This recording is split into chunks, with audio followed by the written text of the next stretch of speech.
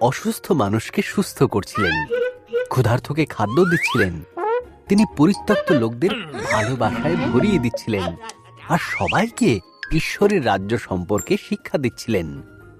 কিন্তু ধর্মীয় নেতাদের তাঁর শিক্ষা পছন্দ হতো না এবং তারা তাঁকে হিংসা করত। যিশুকে তারা এত হিংসা করতে লাগলো যে তাঁকে হত্যার ষড়যন্ত্র পর্যন্ত করা হলো। যিশুকে তাদের হাতে তুলে দেবার জন্য তারা যিশুর শিষ্য জিহুদাকে 30টি রৌপ্য মুদ্রা দিল।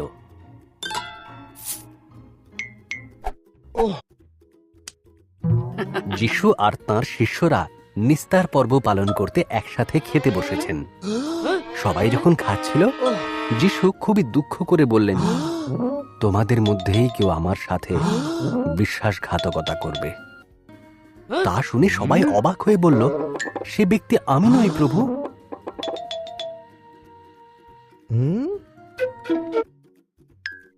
যিশু বললেন, এটাই সত্য।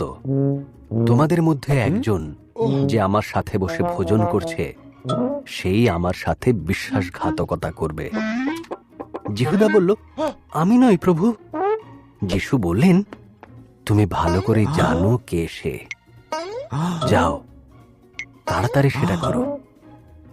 জিহুদা সে কথা শুনে বাইরে বেরিয়ে গেল।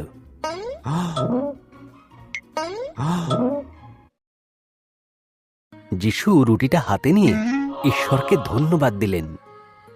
রুটিটা ছিঁড়ে তাঁর শিষ্যদের হাতে দিয়ে বললেন, তোমরা যখনই এইভাবে খাবে, তখনই আমাকে স্মরণ করবে। এটি আমারই শরীর, যা তোমাদের উদ্দেশ্যে দান করা।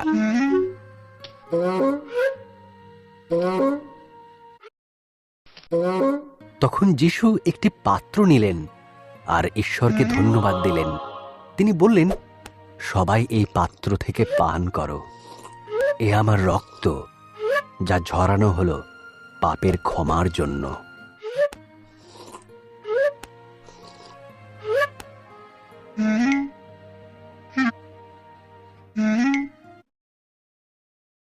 যখন তাদের খাওয়া শেষ হলো, যিশু আর তাঁর শিষ্যরা প্রশংসার গান গাইলেন।